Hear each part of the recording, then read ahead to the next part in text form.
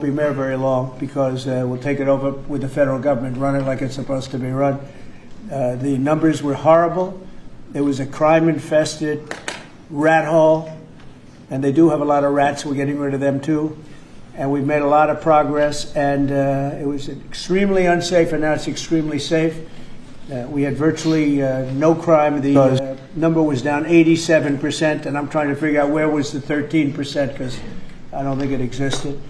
The National Guard has been unbelievable, and they're working with the police, and they have some very good people in there. They have some people that shouldn't be police, actually, but they have some great people there. And the Washington, D.C. is a whole different place, and Johnny, I'm sure you'll be happy to hear that too, actually. Oh, yes. But it's a whole different place. People are excited again. They're going out to restaurants again. That was the other thing I saw numbers, that restaurant business is down in the last week. No. Restaurant business, you can't get into a restaurant. Just really lying people. And that's why people don't understand how bad and how dishonest the press is. I saw one poll that had us at 19% favorable on what we're doing with Washington. And then I saw another one that has us 94% favorable. And I can tell you the 94% is correct. The others are fake, just fake news. They got to get their act together. So bad for our country, so sick, actually. So Washington, D.C. is really doing unbelievably well.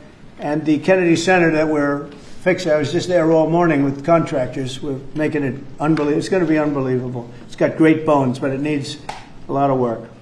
The World Cup draw will set up the group stage of competition. 48 teams will play in 104 games across 16 North American cities from Seattle to Vancouver. North American cities from Seattle to Vancouver for our country.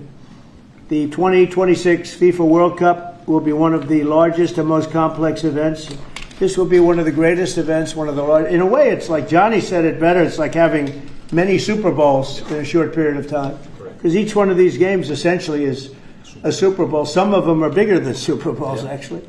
But they're essentially, each one of these games is like a Super Bowl. The 2026 FIFA World Cup will be the largest, most complex set of events in sports history.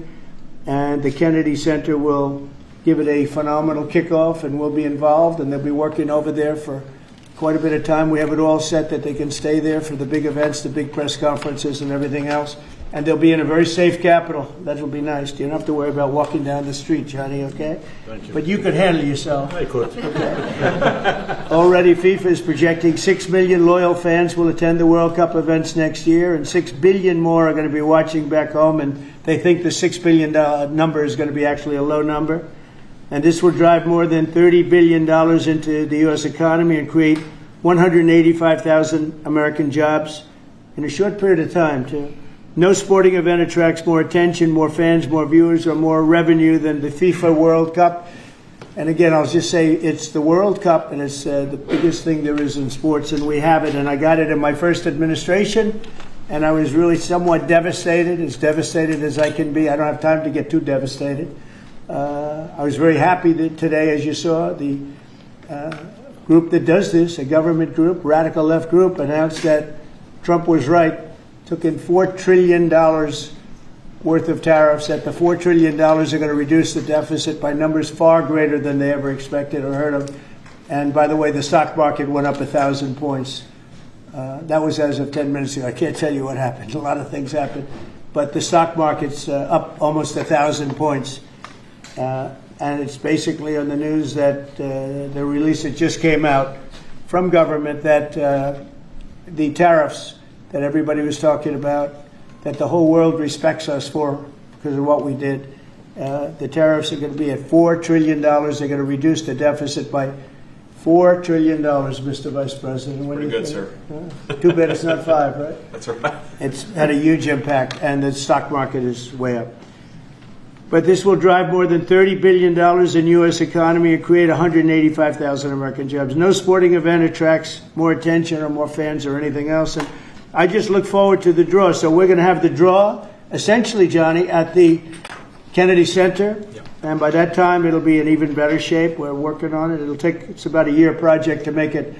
It'll be great. It'll be fantastic. You see the way this is looking? Look, nice. I can't tell you how much that gold costs. A lot of money. there's nothing like gold and there's nothing like solid gold, but this beautiful office needed it. It had to be representative. When we took it over, it was dirty, not clean. I immediately changed the chair and had this beautiful desk renovated and brought out by the White House. People that do this, they did a great job. They sent it out. We have a craftsman who's great. But this was not appropriate for the Oval Office, what I took over. And now you look at all those paintings you're allowed to turn back. All of these are great presidents, and they were all in the vaults. They were in vaults for some cases much more than 100 years. And now they're proudly hanging on the Oval Office walls, and I can't imagine anybody changing it. But they were buried in vaults for over 100 years, many of them. So it's very exciting. People come in, they really love it. They love what we're doing here. They love what we're doing in D.C., and they love what we're doing, most importantly, in the country and the world. I'd like to ask Johnny to say a few words. He's the head of the whole thing. He's been there for a long time, probably the most respected man in sports. He's amazing, actually. Works very hard, and he's got the biggest event in the world coming right here to the United States. And we did a little for Canada, we did a little for Mexico. We thought, see, I'm a good citizen. I said, let them have a little piece. So we gave a little to Canada, see how nice I am? And we gave a little bit to Mexico. And Johnny, please say a few words. Thank you, President. Great honor for me to be here with you today, President, Vice President, Excellencies. Fantastic to announce what you said, which is the final draw of the FIFA World Cup on the 5th of December here in the capital, in the Kennedy Center in Washington, D.C. at 12 noon sharp. It will be broadcast live all over the world. 1 billion viewers will watch it, and it will determine, of course, the match schedule, which 48 participating teams will play. You said it, 104 matches in 1 month, 104 Super Bowls. This is not just the biggest, the greatest event, not just a sports event, it's a social event as well, with a lot of emotion. We are uniting the world, Mr. President, uniting the world here in America, and we are very proud of that. And those teams, those national teams who will come here to participate in this draw with their coaches, with their presidents, they will all be proud to be part of writing this history. And that's why we brought as well this, which is the winner's trophy. It is the trophy that the winner of the FIFA World Cup wins. Only the FIFA president, presidents of countries, and then those who win can touch it, because it's for winners only. And since you are a winner, of course, you can as well touch it. It's pretty heavy. Yeah. It's the winner trophy. The last one who lifted that is Lionel Messi of Argentina. And here it is in the Oval Office in the White House. Can I keep it? For you. Well, you can keep it. We're not giving it back. We're not giving it back. That's serious. It fits well. That goes very well on the wall right over there. We'll put it right below the angels. It fits well here. That's beautiful. Yeah. You can keep it until we have to give it to the next winner. That's fine. That's a beautiful piece of gold, I will say. That's beautiful. Yeah. So 6 billion viewers for the World Cup, 6 million coming to the matches, 30 billion economic impact, 185,000 jobs. This will be absolutely fantastic. The biggest event ever, and everything will start here in Washington, D.C. at the Kennedy Center, or the Trump Kennedy Center. We'll see that, how it will be called, on the 5th of September at noon sharp. 5th of December, noon sharp. Then, if I may... Will they be doing most of the draws, all of the draws at the Kennedy? How are you going to do that? Yes, exactly. We'll do that at the Kennedy Center. We'll do all the other meetings around it with the coaches, with the broadcasters, with the sponsors, everything at the Kennedy Center. The whole World Cup starts, and everyone will be happy because everyone has qualified for the World Cup, and they didn't yet play a game, so they didn't lose yet a game. So they all think they can become world champion, right? They'll all be happy. Exactly. Now, by the way, an example, supposing we had a week ago when everybody was being killed and mugged and everything else, despite the phony numbers that were given out, that it was getting better. Brian, do you believe it was getting better or getting worse? Oh, the crime was getting worse. I was robbed. It was getting way worse.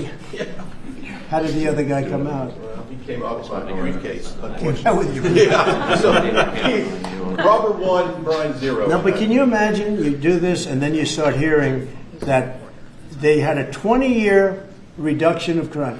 It's worse. It was worse during the Biden administration than anybody's ever imagined possible. And I guarantee you he wouldn't be here if those numbers continued. But now we have total safety. We have total security. And for the border, in 3 months, 0 people. These are done by liberal people that do these charts. 0 people came through our border in the last 90 days. Can you believe it? 0. Last year we had millions of people coming in. And they came in from the wrong locations. They came in, a lot of people that shouldn't be here. So now when we have this event in December, it's going to be very safe. Johnny, you can walk down the street with your beautiful wife. Yeah. You can take her to dinner if you can get a reservation, which I doubt. But they're all full, the restaurants. I know. They're all full. I heard that too. The restaurants aren't. The restaurants, since we are doing this, are doing great. And many new restaurants are going to open because, as you know, many closed. Many restaurants closed because the crime was so bad. This will be one of the safest places anywhere on earth. So, I really am honored that the National Guard has done such an incredible job working with the police. And we haven't had to bring in the regular military, which we're willing to do if we have to. And after we do this, we'll go to another location and we'll make it safe also. We're going to make our country very safe. We're going to make our cities very, very safe. Chicago's a mess. You have an incompetent mayor, grossly incompetent. And we'll straighten that one out probably next. That'll be our next one after this. And it won't even be tough. And the people in Chicago, Mr. Vice President, are screaming for us to come. They're wearing red hats, just like this one. But they're wearing red hats. African-American ladies, beautiful ladies, are saying, please, President Trump, come to Chicago. Please. I did great with the black vote, as you know, and they want something to happen. So I think Chicago will be our next, and then we'll help with New York. We're going to help with, and I think a lot of these people that you see on television, they're including the people in this audience. They'll say bad things about me, and then they'll say, "Thank God he's here," because half of them got mugged, and they don't want to get mugged again. But they work for they work for stupid people that are radical left. And they're made to do things and say things that they don't want to be saying. But the people right here are all happy because you're not going to be mugged in Washington, D.C. anymore. I just want to say Johnny's been my friend for a long time. He's an incredible guy. And we will lay out the red carpet. Andrew, you're going to be fantastic. Rick is going to be everything Rick ever touched has always worked out. And he's working with me on the Kennedy Center. And his very good friend was an actor on Broadway for 5 years, right? And I assume he's helping us a little bit, right? Yes. And Andrew, you're all excited about it? Absolutely. Would you like to say something? This is a great opportunity, Mr. President, to show off the first 250 years of the United States of America, the greatness and then the hope and promise of the next 250 years. When you think this World Cup is going to be over our 250th birthday, Mr. President, your leadership, obviously, with FIFA leading the way, this is the largest sporting event in the history of the world under the Trump administration. So very excited. I just want to say one thing. Andrew Giuliani, so his father is Rudy, the greatest mayor in the history of New York, I think by far. He took a ravaged city, a city that was really under siege. Probably most people thought it was going to survive. He turned it around. He was a great, great mayor. And then they treated him very, very unfairly. You go back and tell your father all of the things that have come out over the last couple of months through Tulsi and through all of the people, Cash, everybody. They've proven your father 100% correct. His father was treated so unfairly. Your father has been 100% correct. And tell him we all love him, okay? Thank you, Mr. President. He's been amazing. What he had to go through was very, very unfair. Nasty. These are bad people. Mr. Vice President, would you like to say something? Well, sure, Mr. President. Thank you, and thanks to Johnny for being here. We're very thrilled about the World Cup. Just to echo something the President said about crime in Washington, D.C., this is the national capital of the greatest nation in the world, and we had murder rates just a few weeks ago that rivaled some of the worst third world cities anywhere, even in very, very poor regions of the world. Why did we accept that? Why did we allow it to happen? We allowed it to happen because we had broken leadership in Washington, D.C., and unfortunately sitting behind the Resolute desk. What we have shown in just under 2 weeks of taking law enforcement seriously is that the American people can have their streets back if their leadership is willing to put in the time and the resources. Mr. President, you've shown in Washington, D.C. that we can have safe streets again. We've just got to have the political willpower to focus on the bad guys and to give the American people back their communities. We are focused on doing that thanks to the President's leadership. Thank you. And that's a really very small percentage. It's 2%, 3%, but that 2% and 3% wreaks just havoc throughout a community. People are petrified, and I notice a couple of the women in the back are shaking their head, yes, yes, yes. I won't report who you are because you'll end up losing your jobs, but it's true. It's amazing, and the police, and you look at the D.C. National Guard. I saw pictures of them last night getting off vans and all.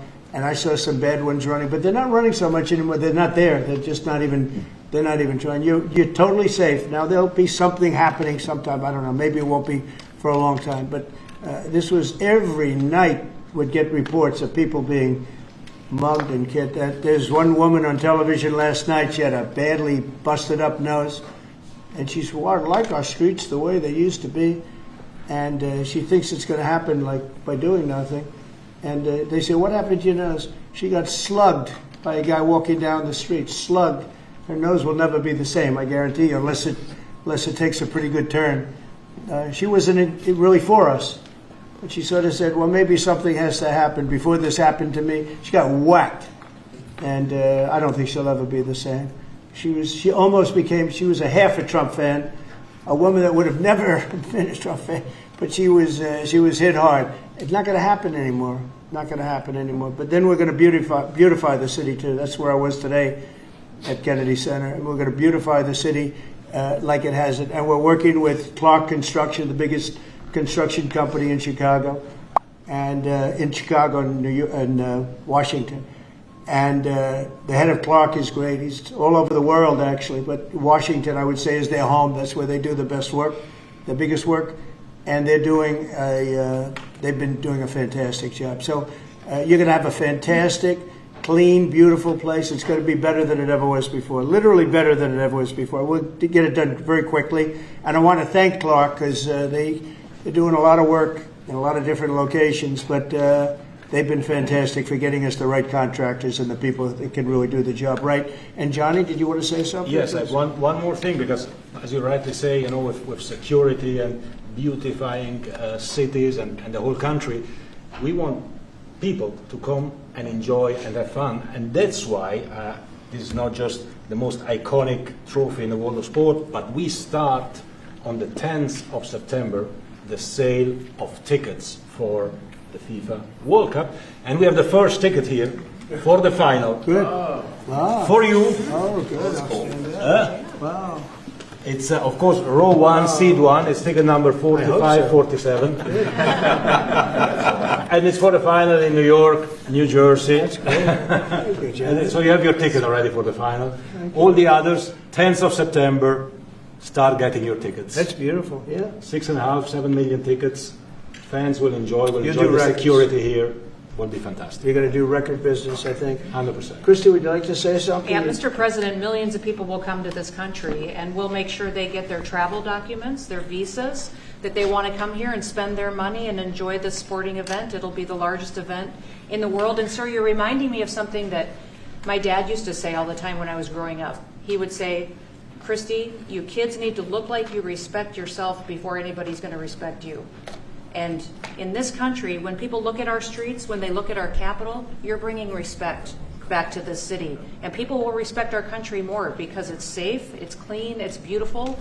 And what you're doing is transforming this nation by making sure that our laws are upheld. And millions of people are going to come and be able to enjoy it next year, and I'm excited about that. Thank you for doing that. Well, our country is respected again.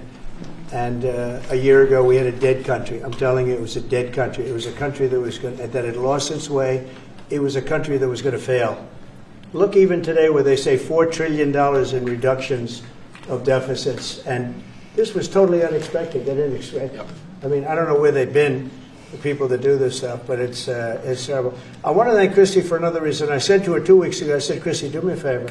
I built hundreds of miles of wall. I built the same wall that the Border Patrol asked me to build. It wasn't my first choice. I wanted to do concrete plank and everything nice, but you wouldn't have been able to see through it. So I had Border Patrol in, and they tested everything else. And we gave them steel wall, high-grade steel, very hard to cut.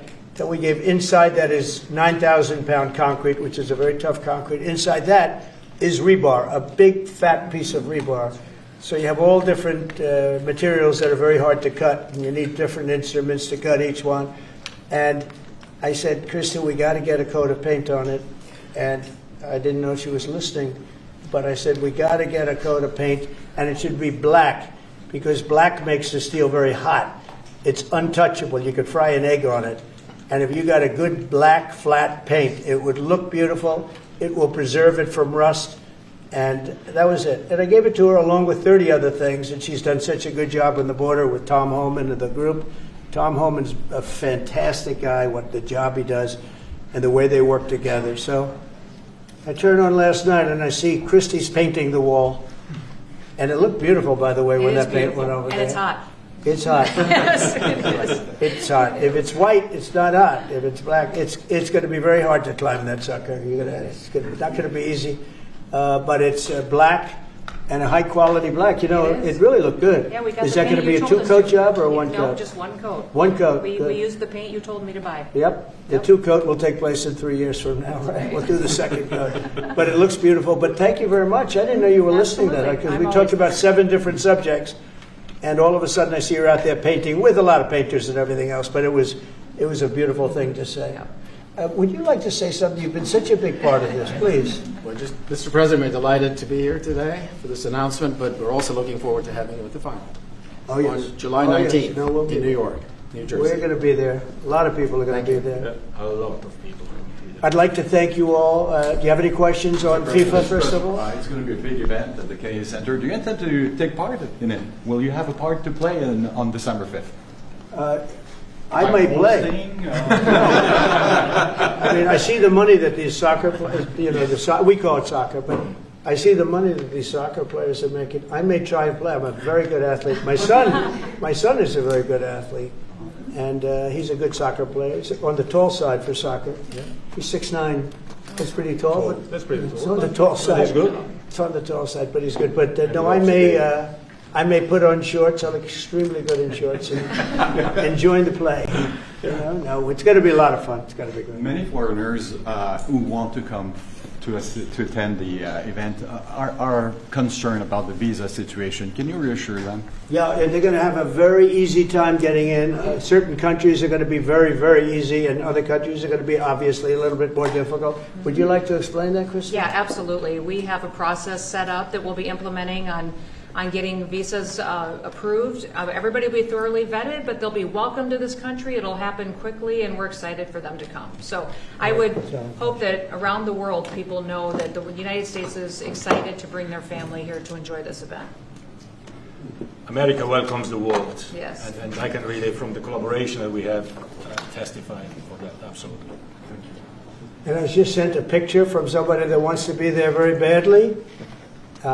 He's been very respectful of me and of our country, but not so respectful of others. But I'm going to sign this for him, but I was sent one, and I thought you'd all like to see it. That's a man named Vladimir Putin, who I believe will be coming, depending on what happens.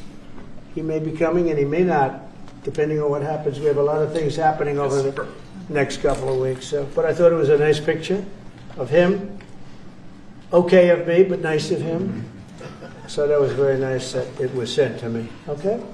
Mr. President. On Yes. that subject, have you talked to Vladimir Putin about the fact that yesterday a big U.S. factory was hit in a Russian airstrike in Ukraine? What's your reaction to I that? told And him I'm not happy about it, and I'm not happy about anything having to do with that war. I settled 7 wars, and actually, if you think about pre-wars, add 3 more, so it would be 10. I thought this would be in the middle of the pack in terms of difficulty. No, I'm not happy about anything about that war. Nothing. Not happy at all. We'll see what happens. I think over the next 2 weeks, we're going to find out which way it's going to go. And I better be very happy. How long are you willing I was to going wait, to say, a Mr. very good President? call with Prime Minister Carney of Canada yesterday morning. Yes. Actually, Canada is taking away some retaliatory tariffs. He's so- removing his tariffs, yeah. He's Exactly. removing his retaliatory tariffs, which I thought was nice. And we're going to have another call soon. Yeah, Okay. we had a very good call. You're getting closer towards an Well, I agreement, like 'em. country? I like them. You know, look, I'm fighting for the United States. Canada and Mexico have taken a lot of our business over the years, over 25, 30 years, especially during the Biden years. They took a lot of our business, and it's basically all coming back into the United States now. We're hot as a pistol, and it's coming back in. Because of tariffs and the incentives we give, it's coming back. And it's impossible, I think, for another country to stop it. And we are working on something. We want to be very good to Canada. I like Carney a lot. I think he's a good person. And we had a very good talk yesterday. So I think it'll be good. Mr. President, I have a question about the search of Ambassador Bolton's home. The Vice President recently just did an interview saying that it's about classified documents, but that there's also broad concern about him. What are the concerns Well, that I you haven't have? spoken to Pam and the group yet, but I will be. I saw that just like everybody else. I try and stay out of that stuff. I'm allowed to be, and I'm chief law enforcement officer, believe it or not. You know, I don't like to go around saying that, but I am. That's the position. But I purposely don't want to really get involved in it. I'm not a fan of John Bolton. I thought he was a sleazebag, actually. And he suffers major Trump derangement syndrome, but so do a lot of people, and they're not being affected by anything we do. I don't know anything about it. I just saw that. I'll find out about it. But if you believe the news, which I do, I guess his house was raided today. But my house was raided also, called Mar-a-Lago. They went through everything they could, including my young son's room and my wife's area. They went through her drawers, as the expression goes. They went through everything you can imagine. And when she came back, she said, she's very neat, you know, she's meticulous. And she looked and she said, whoa, this wasn't the way that she had it. So, you know, so I know the feeling. It's not a good feeling. Thank you. Mr. President, on Ukraine, how long will you give Putin A couple of and weeks, we're going to figure it out. We'll find it. Do you think you'll have to intervene at some point? Look, it takes two to tango. You understand that. I wanted to have a meeting with those two. I could have been at the meeting, but a lot of people think that nothing's going to come out of that meeting. You have to be there. Maybe that's true. Maybe it's not. But we're going to see. In the meantime, people continue to die. But I've solved 7 of them where they were in wars for 31, 35, and 37 years. We had 3 of them that were for more than 30 years, Johnny, and I got them solved. And we solved one that could have been a nuclear war with India and Pakistan. That was getting ready to be a nuclear war. I solved them all. And this one, I thought we would have had it done by now, but it's more different. There's a lot of anger, a lot of hatred. There's a tremendous amount of hatred there. So. But we'll see what happens. I think in 2 weeks we'll know which way I'm going. Because I'm going to go one way or the other. And they'll learn which way I'm going. Mr. President. If I got 2 questions for you, one on FIFA, the other one on DC. Can you talk about the economic impact that FIFA will have in these cities, and what's your message to the mayors to get their cities prepared, not only the beautification process, but also the safety aspect? Well, Los Angeles is an example. You know, it's poorly run. We have a mayor there that can't even get permits to the people that lost their houses. Lee Zeldin got every permit. The hardest permit is the federal permit. Within 20 days, every single permit was there for the people to build their houses. But people are writing us and they're saying they won't give us. The mayor is incompetent. The governor is incompetent. You know, Gavin. I know Gavin very well. He's an incompetent guy with a good line of bullshit, and he doesn't get the job done. And frankly, those people want to build their houses. It's terrible. They could have been built. Some of them could have been built already. But think of it, the federal government that has the most complex part, it's the most complex environmental thing to do. We got it, everybody had it within 30 days. And they're not even close to getting their permits. And now they're talking about taking some of those sites and building low-income housing on them. These are high-end neighborhoods. And I'm all for low-income housing. I built a lot of low-income housing. I know all about 236. I know every program that there is in the government. I used every one of them. I know more about low-income housing than probably almost anybody. And it's great. It's fine. It's wonderful. But you don't build it in Pacific Palisades. You don't build it there, and you don't build it in the other areas that burn down. So they're talking about putting up low-income housing. And you talk about riots. They're going to have riots if that happens because you're taking the people's property away. They want to build their houses, and they're unable to get permits from the mayor and from the governor. And that's a terrible thing. But and let me tell you, if I didn't send in the troops in Los Angeles, Johnny wouldn't be in Los Angeles. You wouldn't be having your World Cup there. I sent in the troops, and we kept it. And even the police commissioner, the sheriff, and the police commissioner, they all said the same thing. They said, we could have never handled what was happening. You saw that. You were there. He said, we could have never handled what was happening. And then you hear Gavin Newsom. After it's all quelled, you hear Newsom get up and said, we could have done this by ourselves. No, they couldn't have. And if they could have, I wouldn't have taken the chance either. Okay, my second question is on crime prevention. Would you be open to expanding the national concealed carry to apply to D.C. like it does in other states like Texas? Yeah. Well, they have it in some states, and they feel strongly about it. As you know, I'm in favor of it. People have to protect themselves. I'm a Second Amendment person, very simply. People have to be able to protect themselves. Especially like in Washington, you walk down the street, a guy comes up and slugs you. He's got a pistol in his hand. You can be tough, you can be in great shape, you can be a powerful person, or you can be a guy that weighs 100 pounds with a gun in your hand. Right. And I'll bet on the guy with a gun 100% of the time, right? And so you need protection. So I'm a Second Amendment person all the way. Yeah, please. President Trump, you said this morning that you were working with Congress to get $2 billion to help clean up DC. Have you had any conversations with Mike Johnson and John Thune about where they're going to get that money from? Which money? You said this morning that you're going to get $2 billion from Congress to help clean up Yeah, DC. I've spoken to Mike Johnson. I've spoken to John Thune, the Senate, the House, and I think it's going to be very easy to get. It's going to be not a lot of money.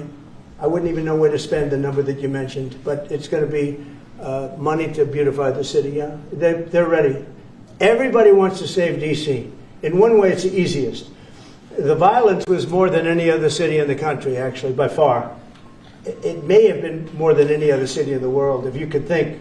We looked at some of the worst cities in the world, it was worse. And that's why it angers me to see the mayor saying about how they have it on the slide. Not on the slide, it was worse than ever. We have no problem getting that money. That money will come out of Congress. I think it'll be even bipartisan. And is the plan I would imagine Democrats would vote for that one. Is the plan to get it before the September 30 spending deadline on the Hill? Well, I don't know if there is a deadline, because if I declare a national emergency, which this was, that ends the deadline.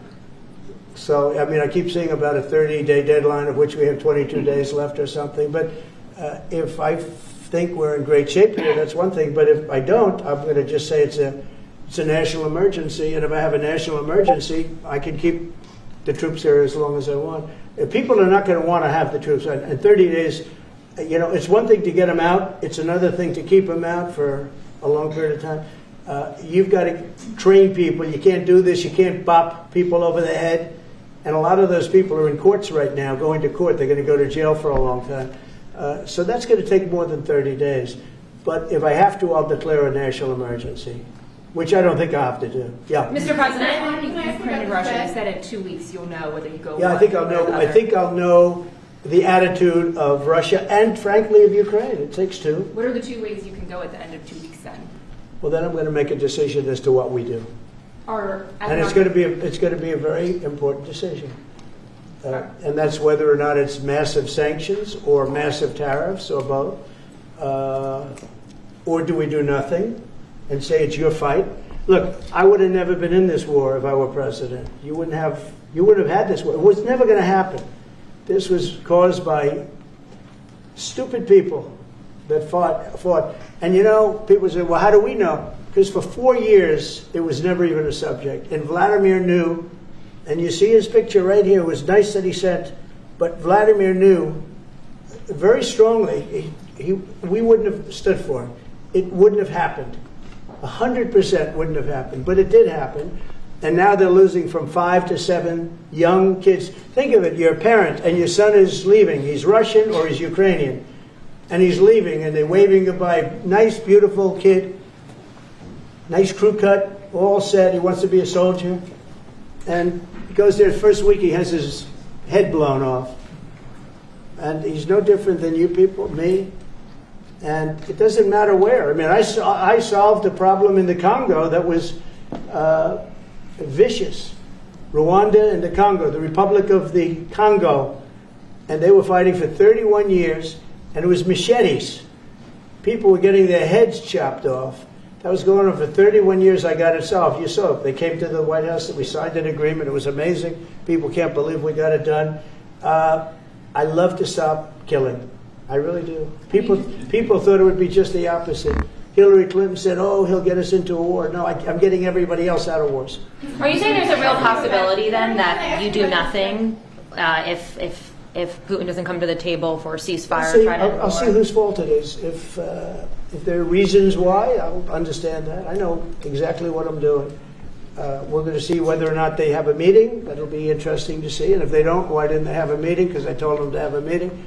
But I'll know in 2 weeks what I'm going to do. I have pretty good ideas. Your Justice Department is also sending some of the Epstein files over to the House Oversight Committee today. Are you in support of them releasing all of them? I'm in support of keeping it open. If they want innocent people shouldn't be hurt, but I'm in support of keeping it totally open. I couldn't care less. You got a lot of people that it could be mentioned in those files that don't deserve to be. People, because he knew everybody in Palm Beach. I don't know anything about that, but I have said to Pam and everybody else, give them everything you can give them, because it's a Democrat hoax. It's just a hoax. The whole Epstein thing is a Democrat hoax.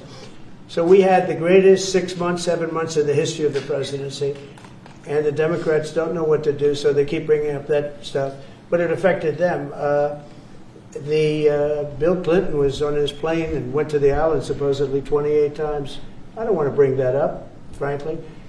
You have Larry, whatever his name is, Summers, the head of Harvard, who was Jeffrey Epstein's best friend. Nobody ever talks about that. I mean, but I don't want to hurt Larry Summers, but he was best friends with Jeffrey Epstein.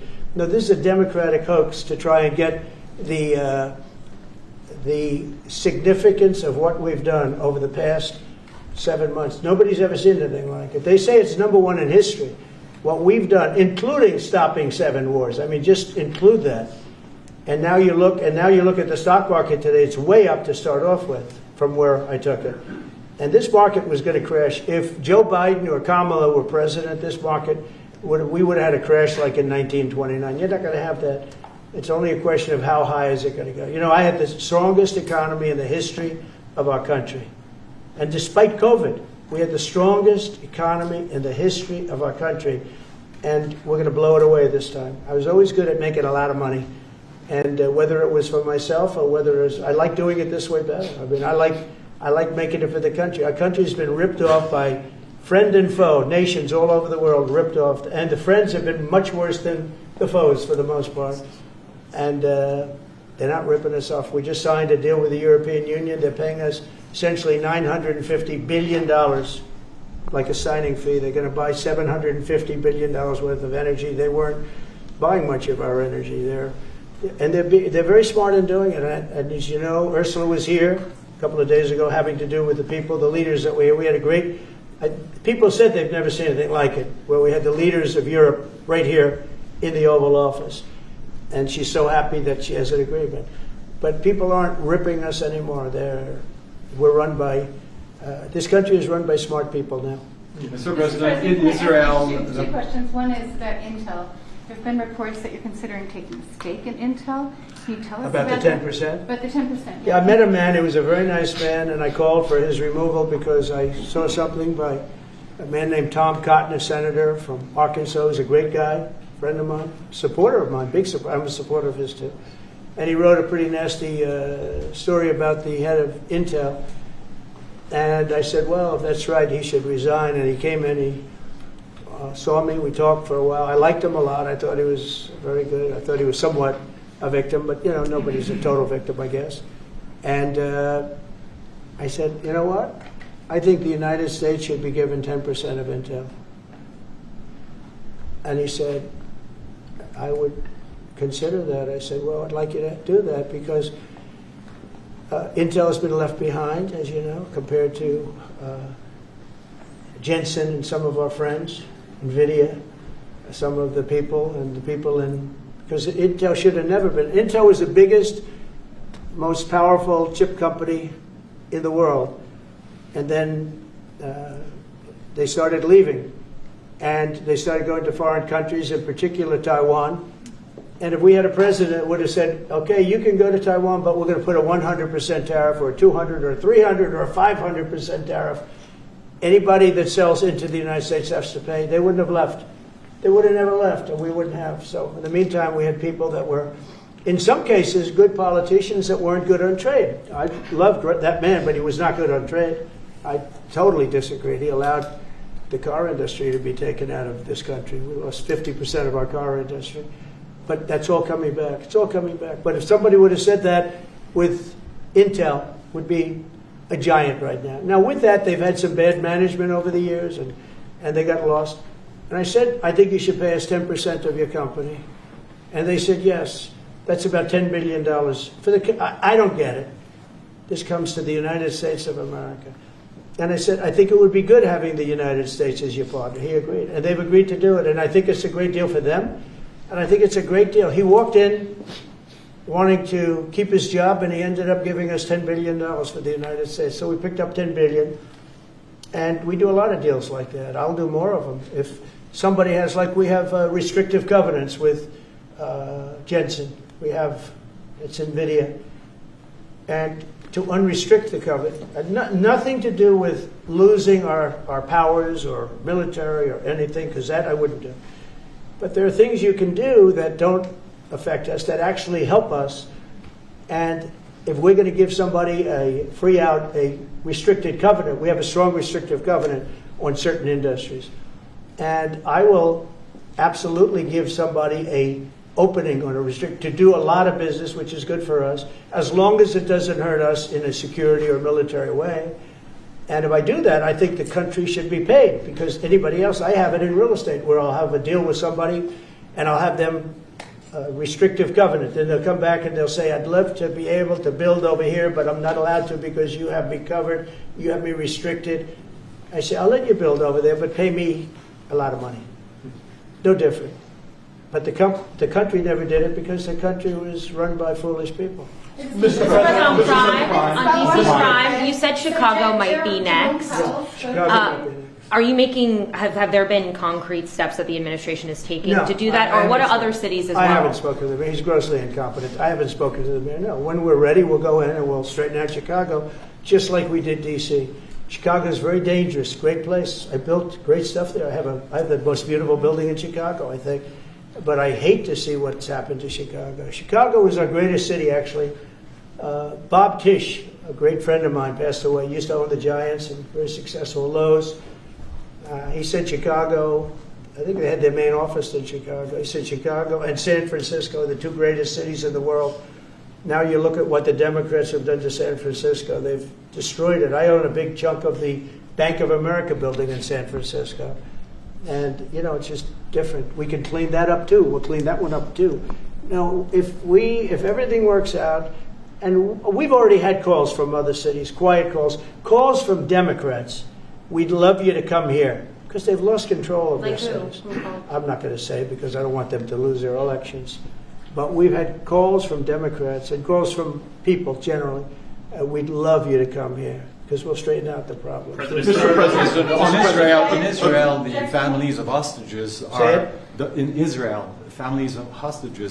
are are opposed to the reoccupying of Gaza. Why is the U.S. still Well, not all supporting of them. And you have to understand, I'm the one that got all of the hostages out. You got a lot of people out. If it wasn't for me, they wouldn't be out. I worked with Bibi and I worked with Steve Witkoff. But if it wasn't for me, you would have all these hostages would most likely be dead right now, every one of them. So they all come up here. They all come in groups of 10, 12, 13, and many of them, and I've gotten to know a lot of them. They're great people. What they had to go through is incredible. But so now they have 20, but the 20 is actually probably not 20 because a couple maybe aren't around any longer. It's a terrible thing. No, I don't like anymore. I said, you know, when you get down to 20, they're not going to make deals anymore. And they didn't. And then I put out a statement, as you know, there was a tough statement, go in and get them. And they said, we'll give you 10, we'll give you 10. I don't know what Israel's doing, but they were willing now immediately to give us another 10. the situation has to end. It's extortion, and it has to end. And we'll see what happens. I actually think they're safer in many ways if you went in and you really went in fast and you did it. And people can't forget October 7th, remember that. I'm friendly with all groups. I won the Arab vote in Michigan. I did so great with the Arab vote, remember? I started off at 0, I ended up winning. I wouldn't say the candidate was the greatest, but I would have won against anybody. They're great people. But we have to do things properly. And I'm very proud to say I got the hostages out. You have hundreds of people that are living now because of me. And now we have that final little group of people. And Hamas knows that if they give them, that's probably the end of their lives. So it's not easy to get. And I know if you're a parent, you just don't care. You want, I want my baby back. They want their babies back. They want their kids back. And I understand it. But I got them out and did a good job. And we're doing everything we can to get the hostages out. Thank you all very much. Yes? So Jackson Hole, Jay Powell today said he suggested that they might cut interest rates, but they have to proceed. Well, we call him too late for a reason. He should have cut him a year ago. He's too late. We have a stock market that's up 1,000 points today. I better be careful because I go out there and I'll see it's down 1,000, right? But it's up 1,000 points when I came in here. We have a country that the market's the hottest it's ever been. The country is better than it's ever been. We have a military that I rebuilt largely in my first term. We had a great, successful first term, but this is going to be even better. But we rebuilt it. We gave a lot of it away to Afghanistan, but relatively small compared to the overall. But I think it was the most embarrassing day and period in the history of our country that they allowed those 13 wonderful people, but it's really hundreds of people were killed. And they don't talk about the 48 that were so severely wounded with no legs, no arms, nobody ever mentions them except me.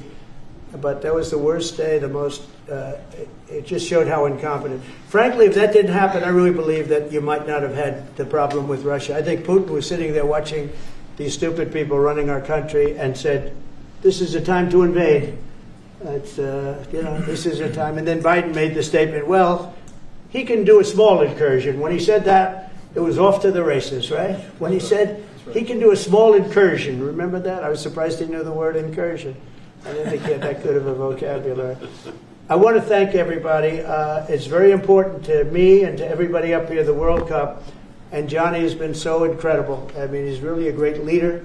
I mean, to think, I said, Johnny, do it by phone. You don't have to come. No, he said, I'll come. And he flew all night long to be here and listen to this about how great we're doing in D.C. But he's a fantastic leader. And this will be your most successful World Cup ever. Thank you, sir. Thank you. Think America will win. Yeah, can we win it, Mr. President? I don't know. I watched some of those teams go around. They go down that field. I don't know. But let me ask you: what chance does America have of winning? Well, the home team always has a good chance to win. It depends see, how he's it a good starts. diplomat. No, but there's some good players. We have a shot. We have of course, you have a chance. Will Barrett be going to any of the games, Mr. President? I'd love to have him. He'd love to. He's very tall. Maybe we can make him a goalie. Right? The goalies are very tall now, right? Goalies are very tall. The goalies, well, he'd be a perfect goalie. 100%. At his height, he'll be a great goalie. Exactly. So we'll put him on the American team. No, but Goal. do the Americans have a chance of getting into the quarterfinals? Yes, right? definitely.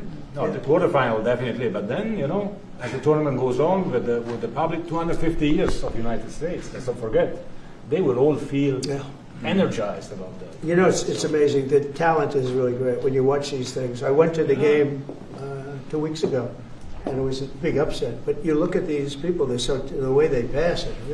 It's amazing, really amazing. It's a great art, right? It's a great talent. It is incredible. You know the expression. Just what? When you draw the names, the matches, I don't know. He's the boss. That's an interesting proposal. He's the boss. We'll discuss that. It's going to be great. And I think the American team is going to do well. I mean, I hear it's a very good team. Good luck, everybody. Thank you very much. Thank you. Thank you so much. Thank you guys. Thank you guys. We keep a lot of those photos. You guys. No, I just got one. Thank you very much. You guys for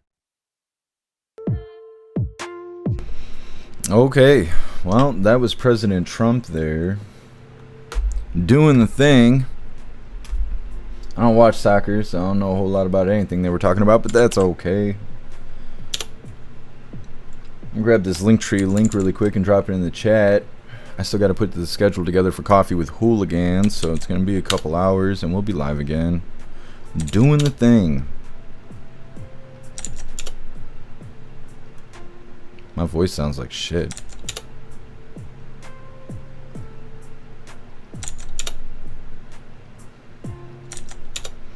Alright, Hooligans, there is the Linktree link where all of my links are listed. So if you'd like to make donations, join membership programs, or purchase any merch, I would really appreciate it.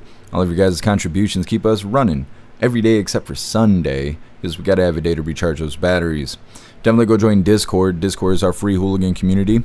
It's the best way to be notified every single time we go live. The Hooligans are there keeping the conversation going 24/7, and we have 2 news boards to keep you up to date with everything going on around the world. So definitely go join Discord.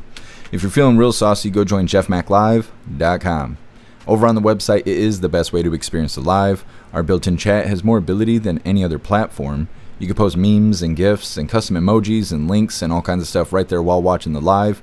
You also have access to Hooligans Alley, which is our private social media area. You'll have access to the forums, the arcade, the AI, and our advanced messaging system with the built-in group chats. So definitely go get yourself a membership for jeffmaclive.com. It's the home of the Hooligans. Alright, Hooligans, like I said, we're going to wrap this up, but we'll be live again in a couple hours. I just got to put the schedule together for Coffee with Hooligans, and we'll be doing the thing. Thank you guys for being here.